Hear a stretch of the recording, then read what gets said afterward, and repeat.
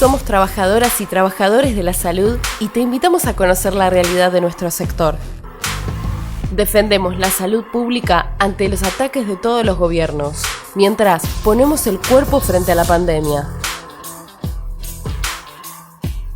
Desde los hospitales y centros de salud en todo el país, te contamos cómo trabajamos y también cómo nos organizamos.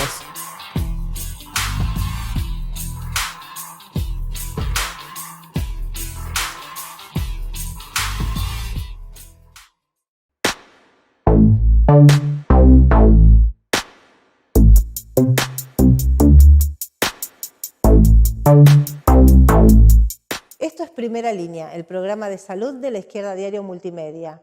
Como venimos mostrando programa tras programa, el COVID-19 dejó al desnudo la situación en la que se encuentra el sistema de salud, una situación de crisis y de vaciamiento.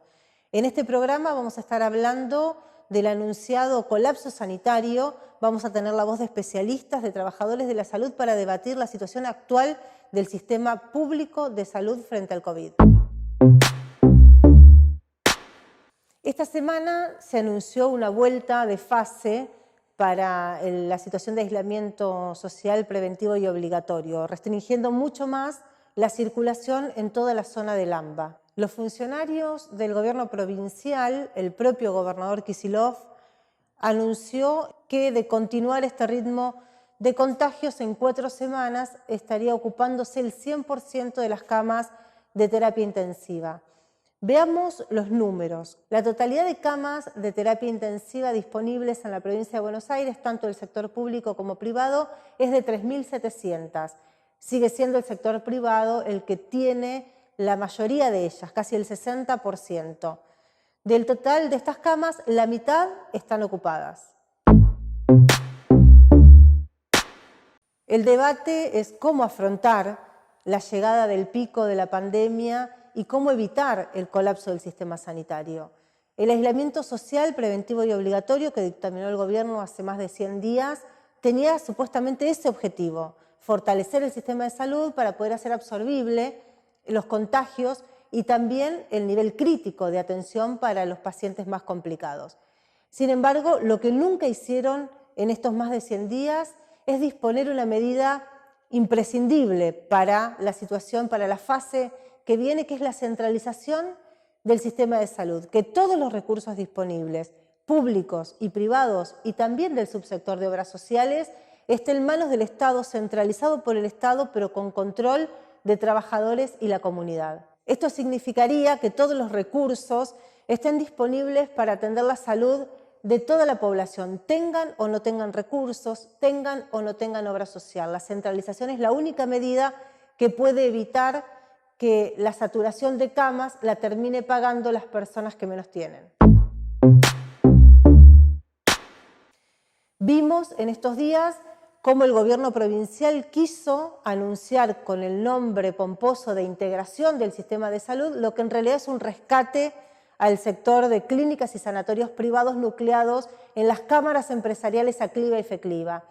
Lejos de ser una integración, de lo que se trata es disponer de 400 millones de pesos mensuales que son de los trabajadores del Estado que aportan mensualmente a su obra social IOMA para financiar y rescatar económicamente a clínicas y sanatorios, entre ellos algunos emblemáticos en nuestra región, el empresario Raúl Tassi, que es dueño de por lo menos 5 o 6 sanatorios en la región, va a recibir la ayuda con fondos que no son del Estado, sino de los trabajadores del Estado.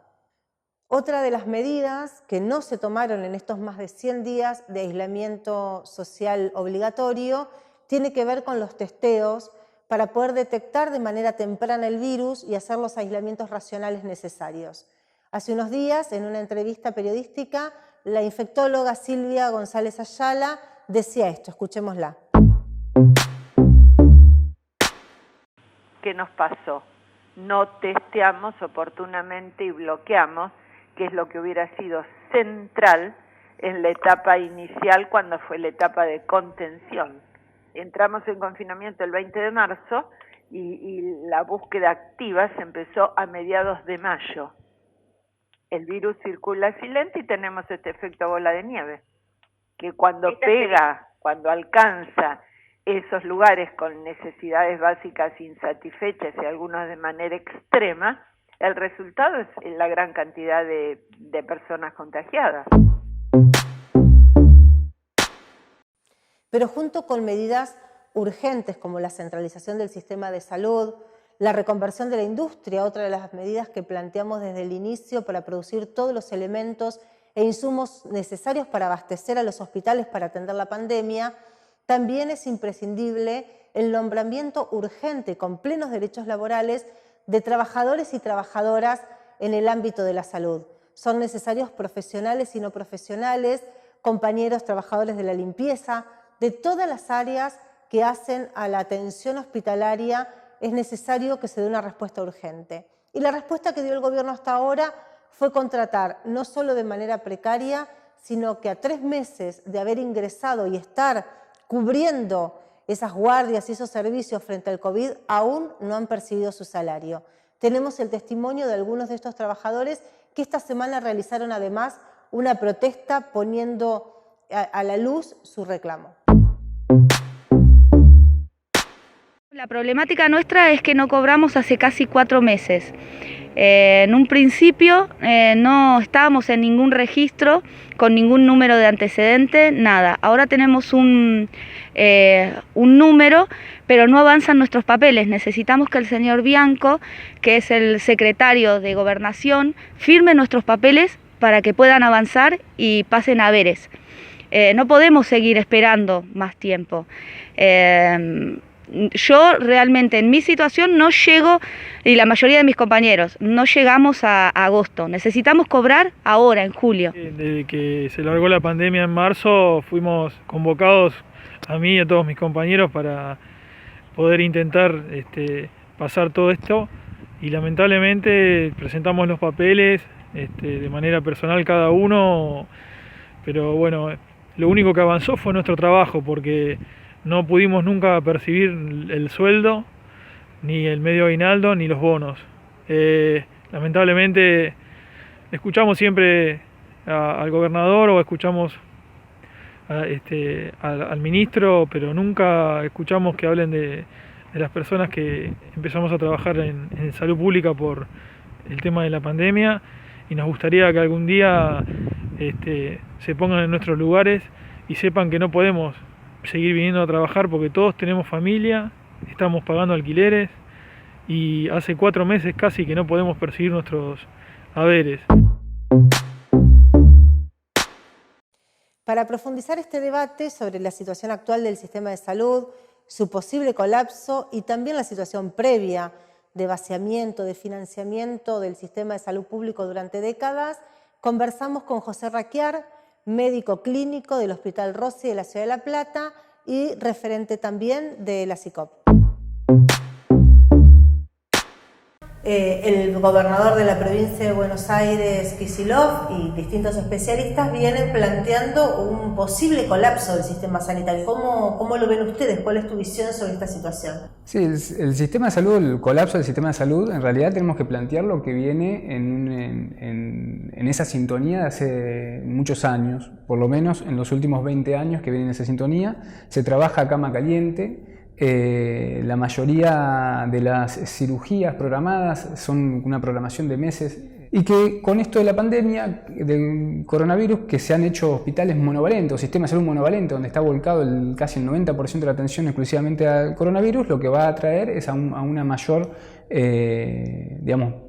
a una peor atención en las enfermedades ya preexistentes, como lo estamos viendo hoy, donde no hay nuevamente metformina en Prodiaba, o no hay controles de pacientes con enfermedades cardiovasculares, hipertensión, obesidad, o enfermedades respiratorias, EPOC, etc., donde hoy no tienen lugar donde atenderse.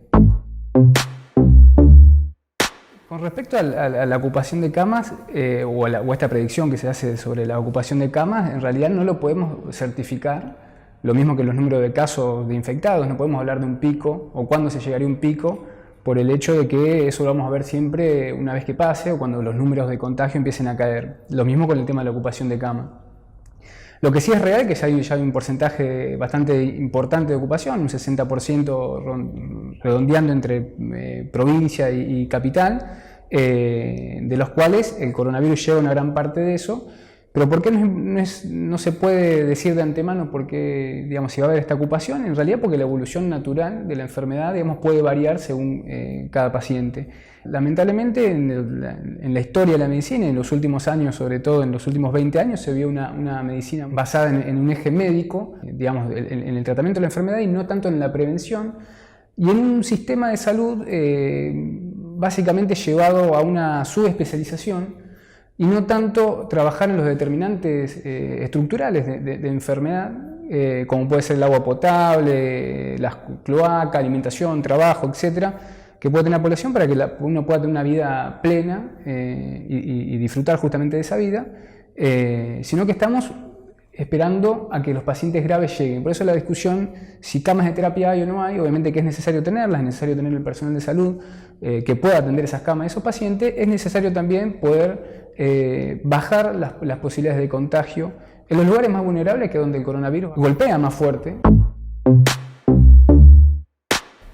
Yo creo que desde la perspectiva de la salud, una de las posibilidades digamos, que debería hacerse dentro de esta contención de aumento de casos es la prevención de los pacientes graves o con factores de riesgo que podrían enfermarse. Lo que se viene planeando, que es lo que no existe en la Argentina o existe en algunos lugares puntuales, que es la atención primaria de salud, o una atención más focalizada donde pueda estar trabajadores sociales, psicólogos, los mismos promotores y el mismo barrio, donde se puedan detectar pacientes obviamente positivos y que si requieren de la internación en un hospital eso lo hagan, pero también detectar pacientes potencialmente enfermos o que pueden llegar a enfermarse y en ese caso aislarlo, digamos.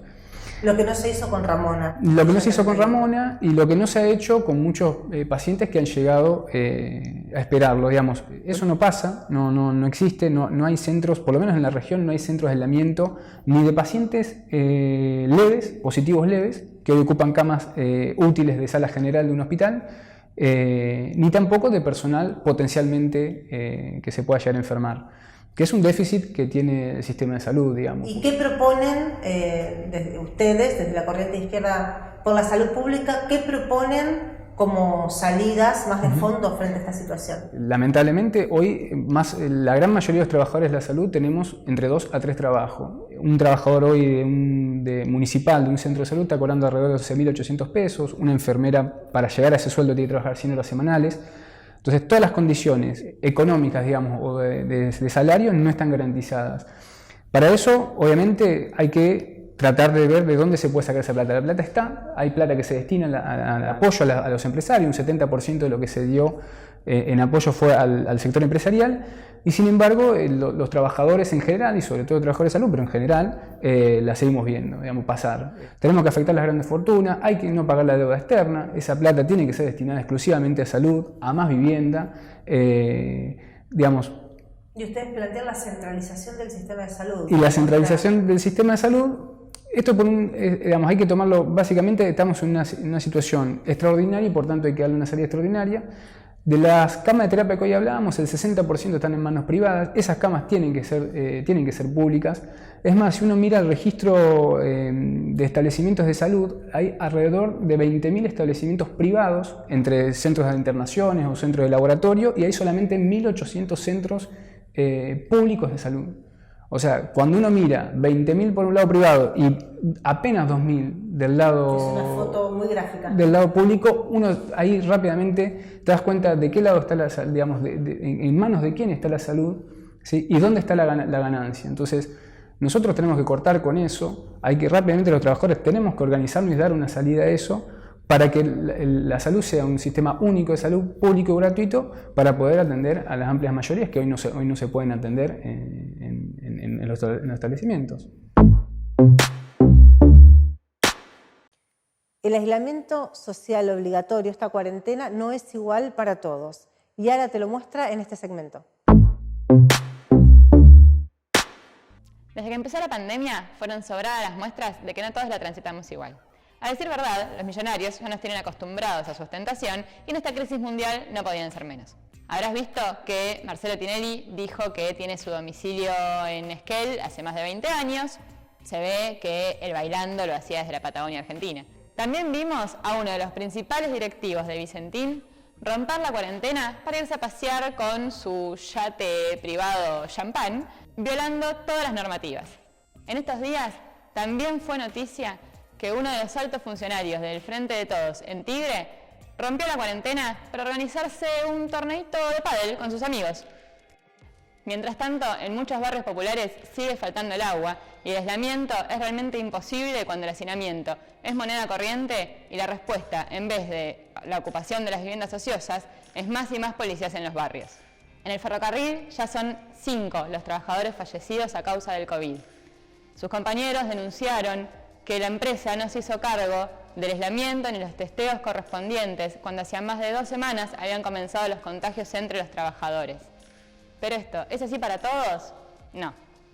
A partir del diagnóstico de COVID positivo de Insaurralde, fue testeada una gran parte del gabinete y también su familia, muchos de ellos sin síntomas. Los trabajadores no corremos con la misma suerte. Desde la corriente de izquierda por la salud pública, siempre denunciamos que en la medida que la salud sea vista como una mercancía y no como un derecho, va a existir una salud para ricos y una salud para pobres. Incluso en situaciones extremas como esta pandemia, esto se acrecienta aún más. ¿Y vos cómo ves esto en tu lugar de trabajo? Contanos en los comentarios qué pasa cuando el que se enferma es el jefe o el dueño de la empresa y cuando el que se enferma es uno de nosotros. Dejanos tu comentario y si te gustó, dale like y ayúdanos a difundir este programa de salud desde la primera línea.